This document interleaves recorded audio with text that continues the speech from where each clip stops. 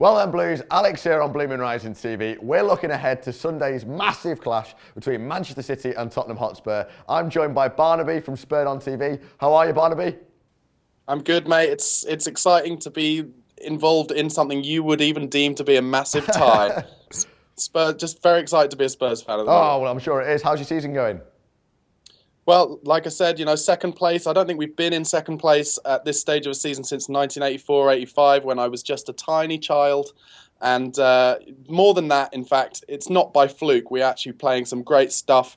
Nobody's really beaten us. A couple of fluky results for Leicester, which, of course, you've suffered a slightly less fluky result against them more recently. Shots and fired. Newcastle turned us over. But apart from that, we're going into matches with confidence. So it's really good for us. Well, we'll get into that then. Valentine's Day, but no love lost between City and Spurs. A little bit of history behind this one. So let's get into it. We're going to go through a combined 11, a sort of dream team between Tottenham Hotspur and Manchester City. Are you ready, Barnaby? Yeah, I'm ready to fight, mate. I'm ready. Right then, let's start in nets. Hugo Lloris or Joe Hart? Who are you going for? I think I know the answer. Well, I think this is very tight. I'm actually a goalkeeper by trade myself, so I'd like to think I know quite a lot about it. I think Joe Hart pulls off some saves that no other keeper pulls off. There was one, I can't remember who it was against the other day, where his left hand in the top corner from a free kick, I think it was. Unbelievable shot stopper. I do think he struggles sometimes commanding his area as well as he should. And I do think Hugo Lloris adds an extra dimension in terms of sweeping up behind his back four. So basically on that alone, I'm going to go for Hugo, but I do think it's very tight. Basically just on the fact that I think he adds a separate dimension defensively that Joe doesn't really bring. Would you argue that Hugo Lloris has got better players in front of him in terms of the back four's a little bit more structured at Spurs than perhaps Manchester City with a sort of rotating back four? Unlike any time in the history of being a Spurs fan, I would agree with you. Defensively, we are very solid this season. And it's definitely, we've got the best defence in the league, the best goal difference in the league. We've conceded less than anyone else. That, to me, is down to not just the back four and Hugo, but also Eric Dyer just in front of them. The triangle that he has formed, Eric Dyer, Jan Vertonghen and Toby Alderweireld, has basically been impenetrable all season. But I do think Hugo is our captain. His communication is excellent. He has the experience of playing top-level football, obviously in the Champions League for Lyon in France, but also he's been captain of France for the last 5, 6, 7 years. And that really brings us a certain something for me that would just put him ahead of Joe Hart. Okay, well, I'm a big fan of Super Joey Hart, England captain, international experience, Champions League experience at City. This season, his form hasn't been the very best of Joe Hart. And if you're going to go that Hugo Lloris is your captain and we're going to need a big goalkeeper to dominate this dream team, I might concede that one to you, Barnaby. It's good to concede to your guests early on. Thank you very much. Let's hope you do the same on Sunday. Well, let's hope not. Let's go to right back then. Who are you having, Barnaby? So this was interesting for me because I've always liked Zabaleta. And we were speaking a little bit off air before, and you said he hasn't had the best season. Spurs are good, well stocked on fullbacks this season. Trippier and Walker right back.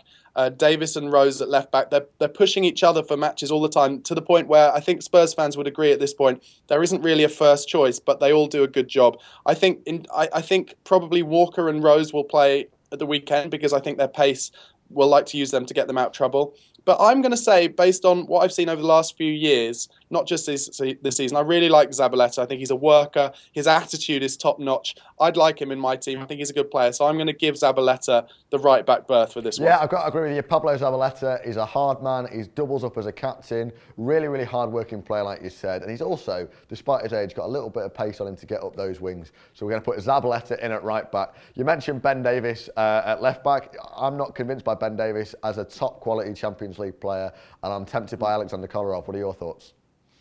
Well, like I said, Ben Davis and Danny Rose, they offer different things, but they both play in kind of equal numbers of games at left back for Spurs this season.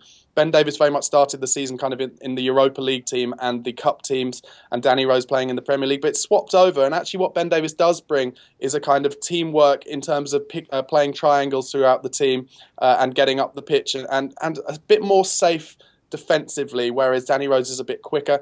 However, you guys have got Kolarov, and you mentioned him, obviously. I like him as well. He brings free kicks into the mix as well, doesn't he? Fantastic set-piece taker.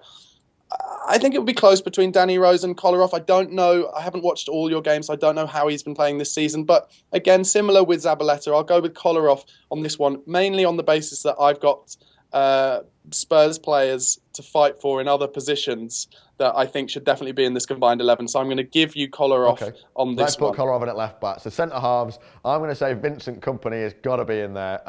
Assuming he's fit, he won't be this weekend. But in this dream team, I've got to put Vincent Kompany through. That's a no question for me. But who are we partnering with? Toby Alderweireld? Yeah, I've got Big Vince on mine, not just because of his fantastic all-round play, and he can score goals from set pieces as well. I remember was it at the beginning of this season where it showed he was kind of back to his best form? He scored a couple of headers, fantastic attacking defender as well as brilliant from at the back as well, obviously. So he gets in my team as well for his leadership skills. But Toby Alderweireld, absolutely the signing of the season as far as I'm concerned. £12 million when we also got 10 million in for Paulinho just shows what a joke that £12 million signing from Atletico Madrid was. Southampton's form hasn't been as good this season, I think, because he's not been there. He's a leader. He sweeps up behind Vertonghen and Kevin Wimmer now that Vertonghen's injured.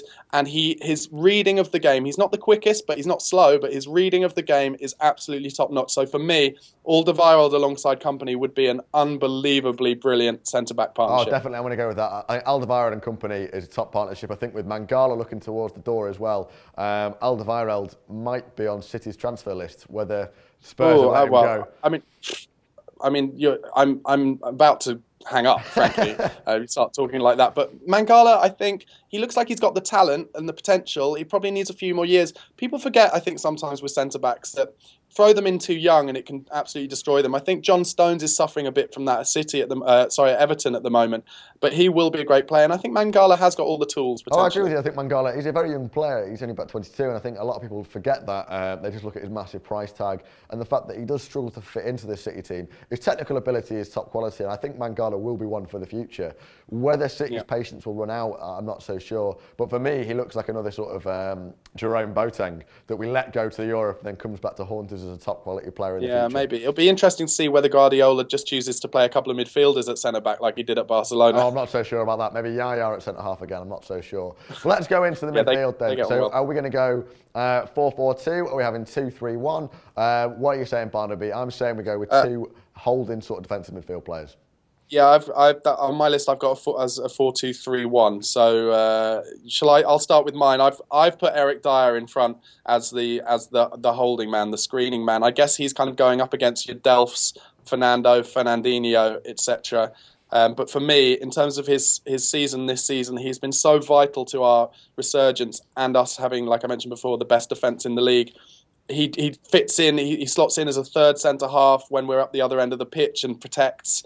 And he just has that defensive mindset that I would say, I don't know, you tell me differently, but I'd say with Fernandinho, Fernando and Delph, their first instinct isn't always to defend. And I think that's why you guys defensively aren't quite as sure this season. So that's why I would pick Dyer. Okay, well, I'm going to go Fernandinho. I think Fernandinho, contrary to what you just said, is actually a bit of an all-rounder, can get forward, can get back, and he's a very disciplined player, knows when to play the ball, knows when to keep hold of it. And I think Fernandinho has to be in this team. He's one of the unsung heroes of the Premier League.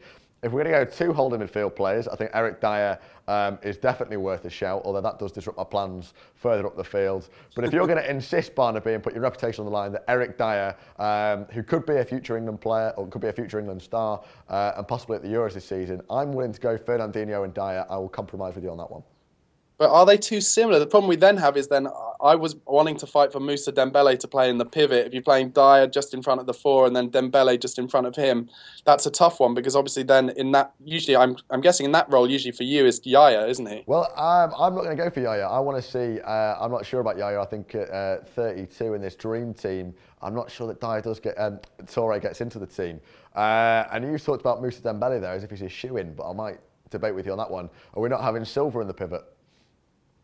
Well, I thought Silva played in one of the three behind I've got him in one of the three behind the front man. Okay, all right, let's work up the pitch then. So who are we going? I'm going to go Fernandinho's got to be in there.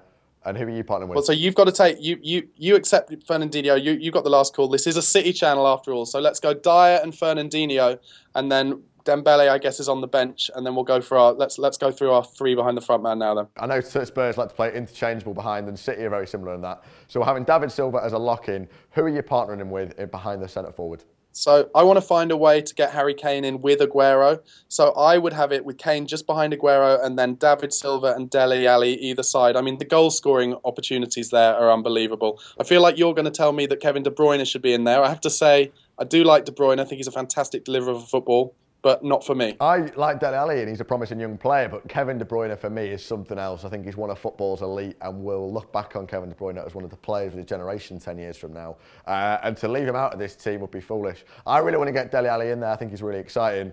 But for me, Kevin De Bruyne is just at present a class above. So I've got to say, we're looking at Silva, De Bruyne, Kane behind Aguero. So maybe Silva on the one wing, De Bruyne on the other, Kane and Aguero. Either way, it's a very, very exciting team. It is. I'll give you that one. I'll let Dele Alli and Dembele come in off the bench just to finish it off when somehow we've let one in because Company's got himself injured or something. Blimey, Barnaby, shots fired even at the end. So let's recap on the team then. We're going Lloris in goal, Zabaleta at right back, Company and Alderweireld, Kolarov, Dyer, Fernandinho, Silva, De Bruyne, Kane and Aguero. That sounds all right to me, I think. Yeah, it sounds good. I managed to squeeze a few Spurs players in. I thought you weren't going to let me be as good to my team as I was there, so I'm pretty pleased. Well then, if you're a Tottenham Hotspur fan who somehow found yourself on BlueMoonRisingTV, make sure you check out Barnaby's channel, SpurredOn TV. Loads of great content. Barnaby, thank you so much for joining us. We've really appreciated having you. Appreciate being here. Thanks a lot, and good luck on Sunday. I kind of mean. Oh, good luck on Sunday, you kind of mean. I'm sorry, it's a long way home to London. I'm sorry that City ruined your trip for you, but I hope you enjoyed being in the north nonetheless. For you guys watching at home, comment in the below. Let us know your Dream 11s between City and Tottenham. And while you're there, give us your score predictions as well. Give it a thumbs up if you enjoyed the video, and make sure you subscribe if you're new. This is Blue Moon Rising TV.